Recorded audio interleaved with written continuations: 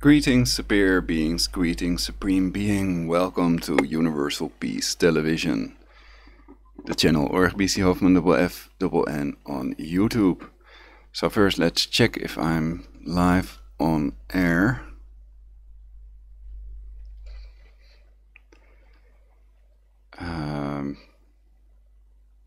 This appears to be working. I switch this off to save some bandwidth and CPU in the hope that we do not get any dropped frames. Is already at 29.6, 31. So there are lots of dropped frames. Perhaps I need to restart my PC. What could be causing this?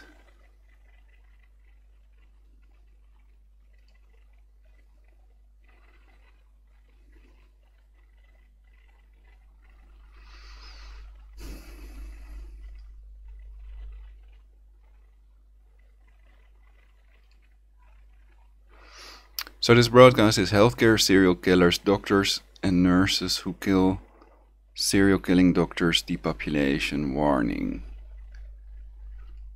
So I want to say that hospitals are slaughterhouses nowadays. The hospitals are in the top 10 of main causes of death twice. One is prescription drugs, leading killer in the USA, and the other top 10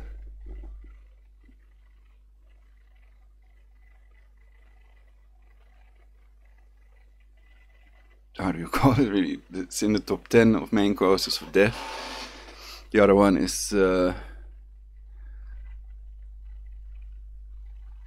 misdiagnosis, also a leading killer in the USA, and they're in the top 10 of main causes of death with the heart attacks and brain bleedings, etc. And people who leave them out are lying, they're liars, because the numbers prove that they are in the top 10 of main causes of death.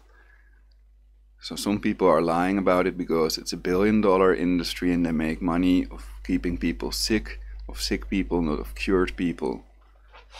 They make $0 of cured people, you know. These so-called doctors, allopathic professionals.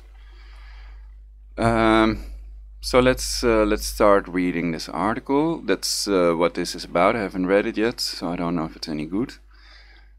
I took a quick look at it. It looks like it has some information, so that's why I want to read it. And I thought, let's do a live broadcast about it. In cancer, chemtrails are a conspiracy fact, not a conspiracy theory. Incredible amount of dropped frames. Perhaps I should restart or something, because this is not normal.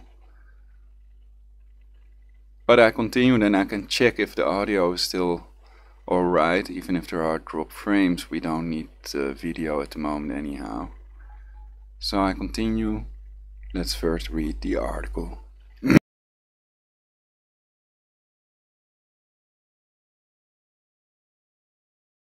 And this is on crimetraveler.org. Healthcare serial killers, doctors and nurses who kill. 9th of September 2015. Fiona Guy 9th of September 2015. 5 comments. Share this.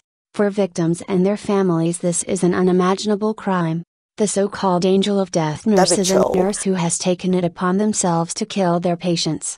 While thankfully quite rare, serial killer nurses can go undetected for many years, exerting their power and control over the vulnerable, often telling themselves they are delivering an act of mercy. Nurses train for many years as a healthcare professional in order to treat and support patients within their care. They have a level of responsibility to their patients and a level of trust which is seen in few other relationships between individuals. In the early years, such cases were often referred to as angel of mercy killings. George and Margaret Tran are committed of 300 subversive of the club of members, the goals of the committee of 300 we flattened two cards by means of wars in the advanced countries by means of starvation and disease in the third world countries, the death of 3 billion people by the year 2050 people they call substances. This comes from the notion that some of those responsible carry out their crimes to, in their eyes, relieve the patient of their suffering. However, not all cases fit this mold, and it is not uncommon for what may have started as an act of perceived mercy, turns into something else over time, where a perpetrator begins to expand their victim pool out with this criteria of the suffering patient. Universal Nurses now. who kill. There have been numerous cases of healthcare serial killers, HSKs, as they are preferably known, around the world. Charles Cullen in New Jersey, who may have killed over 400 patients within 16 years as a nurse across 9 hospitals. Kimberly Seens, also in America, who murdered 5 patients in Texas by injecting them with bleach. Italian nurse Daniela Pogoli, who murdered 38 patients using potassium chloride and took pictures of herself next to the deceased bodies of patients and shared them on social media. Then there is Janine Jones, a pediatric nurse in San Antonio in Texas, known to have killed 4 children by injecting them with drugs. Most nurses who kill work alone. However, a case in Austria saw 4 nurses in Vienna who worked together between 1983 and 1991. Led by nurses Ada Waltraud Wagner at Lanes General Hospital, they killed patients using morphine and later by drowning, holding the patient down, pinching their nose and pouring water down their throat. A truly horrific and terrifying way to die. Maria Gruber, Irene Lidoff, Stefanija Meyer, and Waltraud Wagner, collectively known as the Lance Angels of Death, have admitted killing 49 patients, but as with many medical serial killers, it is feared the true number of patients murdered may be as high as 200. They were caught when a doctor overheard them laughing about their latest victim, starting an investigation which resulted in their arrest in 1989. When he was finally caught after family members raised concerns and a discovery of false medical records was made, it was believed this doctor murdered up to 250 of his patients between 1975 and 1988. Convicted of murder for 15 of his patients, Dr. Harold Shipman was sentenced to life in prison and was recommended never to be released. He hung himself in his prison cell in 2004. In the UK, the case of Dr. Harold Shipman is one which caused shock across the country. A friendly local GP who had been murdering his elderly patients by injecting them with diamorphine and falsifying their medical notes. His choice of patients, their ailing health, and his cool and reassuring manner to family members ensured that deaths were attributed to poor health. Related, FBI's Robert Ressler, The Psychological Profiling of Serial Killers Studies on Medical Serial Killers. Dr. Indra Kankan, Assistant Professor of Psychiatry and Behavioral Sciences at the University of Virginia, has highlighted cases of healthcare serial killings have risen since the 1970s. 10 cases were recorded within that decade. By 2001 to 2006, this number had risen to 40 cases. In a presentation at the annual meeting of the American Academy of Psychiatry and the Law, Dr. Kankan showed the majority of cases took place within a hospital setting, 72%, with 20% of cases happening in nursing homes and 6% within the patient's homes. Over half of all cases were carried out using lethal injection. Often victims are elderly or very sick, and their deaths can be put down to natural causes rather than suspicions being raised. In most cases, a cluster of deaths raise questions, and the most common form of killing is the use of an injectable substance only detectable through toxicology. In many cases, the age and health conditions of patients mean such tests are not carried out and the crime remains undetected. Are there common traits in serial killer healthcare professionals? Criminologists have begun to examine cases in order to try and identify common traits among such healthcare professionals, predominantly nurses, who turn on their patients. Using the term healthcare serial killers or HSKs rather than angel of death nurses, criminologists have found some interesting results through their research. Published in the Journal of Investigative Psychology and Offender Profiling, the research carried out by Dr. Elizabeth Yardley and Dr. David Wilson, both prominent criminologists, has been influential in the understanding of such crimes. Attention-seeking, strange behavior when a patient dies, frequent changes in hospital working locations and a disciplinary record have all been flagged as common factors seen in healthcare serial killers.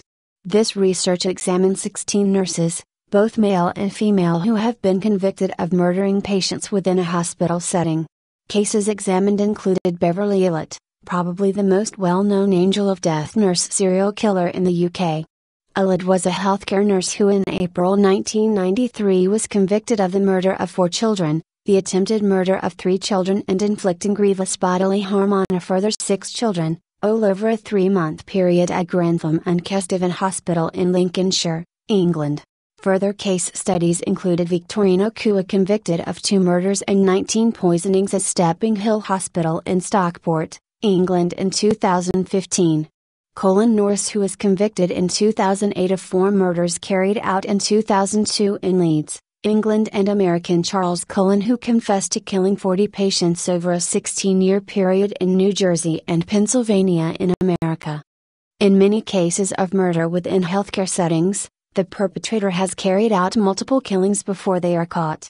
This repetitive cycle suggests a pleasure is received from the acts, leading some to believe there may be an addictive element to their murderous behavior. Related, addictive thinking and crime, addicted to murder? Access and opportunity. Access to drugs appears to be the enabler for these crimes, with the most common method of killing being poisoning, with a majority of cases included in this study involving insulin. Beverly Illett was the only case in the study that used 2 methods of killing: poisoning and suffocation. Of the 16 offenders studied, over 50% had a history of mental health issues of some kind and signs of a personality disorder. Charles Cullen is believed to have been murdering his patients for 16 years across 9 different hospitals between 1987 and 2003 before he was caught. Some estimates on the actual number of patients who died at his hands are in the hundreds, as many as 400 patients. The case of Charles Cullen is a complicated one, with a personal history marked with suicide attempts, police investigations and stays in psychiatric wards. However, no one raised the alarm when his working practices were dangerous and not up to standard. A nurse who was reportedly fired 5 times from nursing roles, however, was still able to practice as a nurse at different hospitals and continue gaining access to patients. A 2006 study examining 90 cases of healthcare serial killers from 20 different countries between 1970 and 2006 found that 86% of those who became serial killers within healthcare were nurses, both male and female. Further research has categorized healthcare serial killers in accordance with their motives. These categories show the range of motivations and psychological rewards achieved by those in the medical profession who kill their patients. According to Dr. Kenkin, they can often be categorized into the following groups. Thrill seekers. These are individuals who achieve a thrill from the act of killing, a thrill which they want to repeat over and over again. Power-oriented. In this group, they kill to achieve a feeling of power and control. Dr. Harold Shipman is an example of a healthcare serial killer who falls within this category. Gain-motivated. These individuals receive something from the act of killing. This may be relieving a burden by removing the patient from their care, or they may be able to steal money or belongings from the patient. Missionary killers. Less common. These are serial killers within healthcare who believe they are doing a good deed by getting rid of people who are immoral or unworthy in some way. So they are completely leaving out synthetic telepathy and directed energy weapon torture. So many of these people are tortured with directed energy weapons, and they hear a voice in their skulls. Perhaps everybody hears that voice, but everybody denies it because they know they will be force-struck to death if they admit they hear voices. That they're not going to check with the machine if these voices are sent by NSA or MI5 or whatever. And they've never checked that, and they never will. So that's just part of their system to enslave everybody and to make sure that if you go to the police or others, that you walk into their trap. So it's a setup. In reality, the government is terroristic because the judges are controlled with these directed energy weapons. Believe it or not, there are people with directed energy weapons, and if you try to report that to the police, then they label you insane without a psychiatric evaluation. And lots of people have the same story, these targeted individuals, and usually they have the misconception that it's done with cancer cell phone radiation, but in reality it's done with wireless energy, also known as scalar waves of Nikola Tesla. So you cannot measure that with a microwave meter, yet the cancer cell phone radiation, they lie about that as well, which is harmful in reality. They pretend it's harmless. Like the centipedes, they pretend of centipedes that they're harmless and they're deadly in reality, even the common house centipede, because it procreates in your intestine, which is known as pseudoparasitism of myriapoda in humans. This sounds kind of psycho, but then I've a bit faster hopped from subject to subject and covered the most important things. More about all this in my previous broadcasts. So let's continue this broadcast reading the article. So the doctors may be extorted or tortured with directed energy weapons if they do not comply with the wishes of the agent or voice of God weapon. So for them it's like having a virtual gun to their heads, and if they don't comply with the depopulators, then they themselves and their whole family can be murdered and tortured severely with directed energy weapons.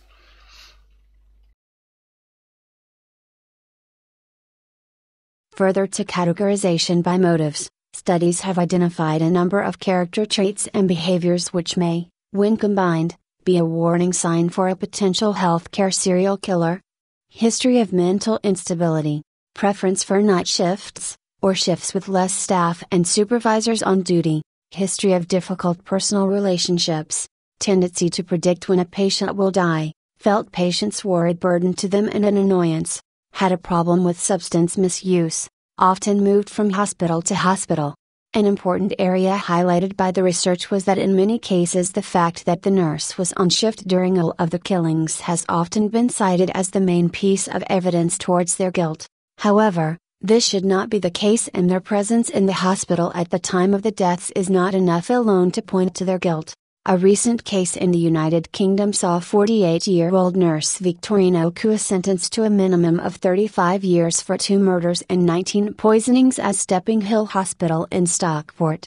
Convicted in May 2015, Kua maintains his innocence, claiming he is not responsible for these crimes and is going to prison an innocent man. A further 10 deaths at the hospital across the time span Victorine Okua was working are now currently under investigation, with concerns that these 2 may have been the result of foul play. Although in 94% of the 16 serial killer nurse cases studied by Dr. Yardley and Dr. Wilson, the death rate when those nurses were on shift was higher than average, the researchers highlight the importance in looking at the data as a whole and not using one such trait or characteristic on its own to implicate one individual, as highlighted by Professor David Wilson. We hope that this research might help hospital administrators to think more critically when they notice a spike in deaths on a particular ward, rather than relying on crude statistical analyses related to particular nurses and their shift patterns. Inevitably, that method will lead to miscarriages of justice. Convicted nurse Norris, innocent or guilty. Healthcare nurse Norris was jailed for life in 2008 in Leeds, England, for the murder of 4 of his patients: Ethel Hall, 86, Doris Ludlam, 80, Bridget Burke, 88, and Irene Crooks, 79, and the attempted murder of Vera Wilby, 90, over a 6-month period in 2002. An Eagle-eyed doctor became suspicious of the death of one elderly patient and ordered blood tests which showed lethal doses of insulin in her system. For a patient having no medical condition requiring insulin, a police inquiry was launched. 72 patient deaths were investigated, 18 were flagged as suspicious, with at least 8 who had died during a working shift of Norris. Norris case. It was believed Norris injected very high doses of insulin in frail elderly victims, causing their deaths. He was compared to Dr. Harold Shipman at the time of his court case, with police feeling Norris would have gone on to kill many more victims had he not been caught. Police claimed in the case of Norris, his killing was not acts of mercy but due to a dislike of many of the duties he had in caring for his elderly female patients' needs.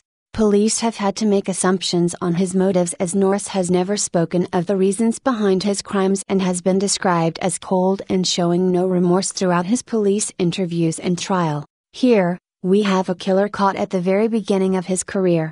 I am convinced that Colin Norris would have gone on to kill considerably more people if he was not stopped in his tracks. Detective Chief Superintendent Chris Gregg. There is, however, mounting doubt on his conviction and his guilt. In December 2014, a BBC Panorama television program aired which investigated the deaths and claimed it is possible the victims of Colin Norris may have died from natural causes. This, if correct, would mean Norris is not guilty and he is in prison, labeled as a healthcare serial killer, for murders he did not commit, related, wrongful imprisonment, when innocence is not enough. Experts featured on the program claimed the abnormal levels of insulin found in the victim's blood could have been due to a rare condition called insulin autoimmune syndrome, IAS.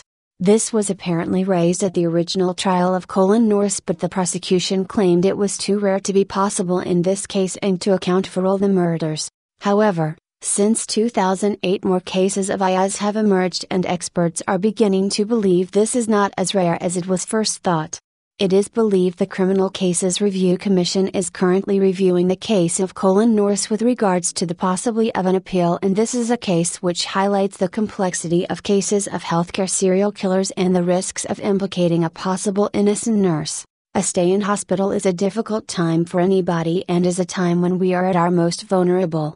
Nobody should have to fear for their safety and quality of care while in hospital, and cases such as these put fear into each and every one of us. A healthcare serial killer has opportunity and resources available to enable them to carry out their crimes. The more understanding we have and the more we can learn from previous cases, the more measures can be put in place to prevent such crimes occurring in the future. Unfortunately, there will always be people in this world with sinister intentions. Trying to spot them before they can do any damage is a challenge we will always face. In Search of the Angels of Death, Conceptualizing the Contemporary Nurse Healthcare Serial Killer, Journal, Investigative Psychology and Offender Profiling. Authors, Elizabeth Yardley and David Wilson. Abstract focusing specifically upon nurses who commit serial murder within a hospital setting. This paper aims to establish insights into this particular subcategory of healthcare serial killer. In addition, the paper aims to test the usefulness of an existing checklist of behaviors among this group of serial murderers. Drawing upon existing lists of healthcare serial killers produced by other scholars as well as legal records and an online news archive, we identified and researched healthcare serial killer nurses, collating socio-demographic and criminological data and applying the aforementioned checklist to each case. Our findings suggest that to date, the label healthcare serial killer has been applied in too loose a manner, making the understanding of this phenomenon problematic.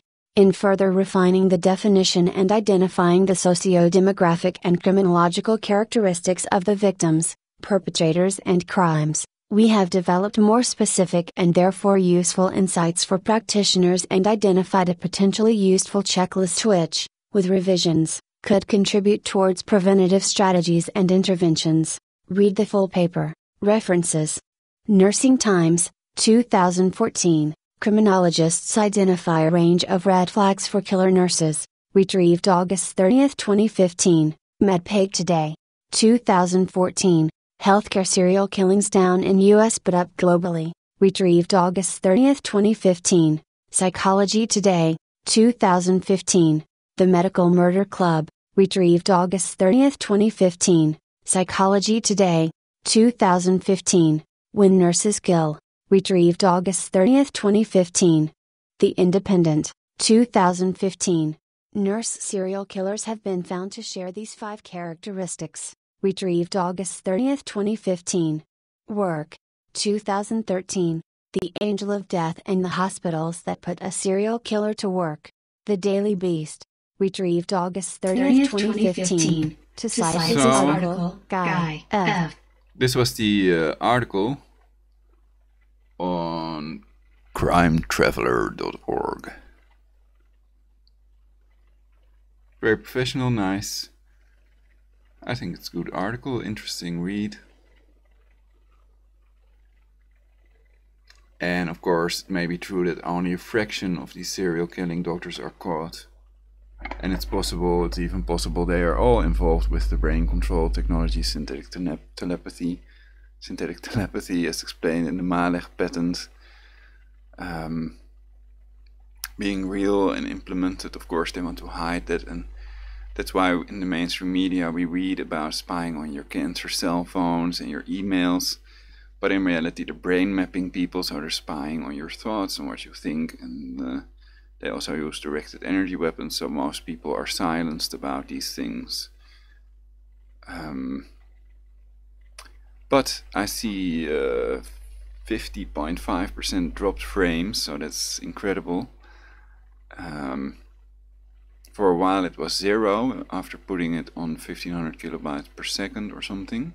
I've now changed some settings which may not be implemented until I restart, so I'm going to test it first because I want to get to 0 dropped frames. This was basically what I wanted to cover. I've been busy with some other things, so I might have to read it again. But at least it's online now and I can check if the dropped frames also affect audio. That would be a problem. Otherwise it's not that serious. And I might repeat this broadcast or do a similar broadcast without dropped frames if possible. Okay, single ladies are still welcome for the free shiatsu hand massage, to smoke some healing hash or weed together, watch a movie, or drink some coconut pineapple juice, sit on the balcony if the weather permits it, etc. for fun. And I promise I will not touch anyone without their permission, so I always keep my word, and I'm a man of honor and dignity and all that. So the perpetrators have this smear campaign against me and others that expose them, especially if you press charges against one of them personally, which I did, so that may be the reason they've done these horrible tortures to me. So now I'm gonna end the broadcast. Get that radiological water filter and storable food if you want to survive the possible world war over Iran. Iran is not complying with the nuclear deal. I have to read up on that again as well. I've covered it in my previous broadcasts with the sources that claim this. So, for now, I temporarily halt this broadcast for universal peace. Universal peace now. Peace out.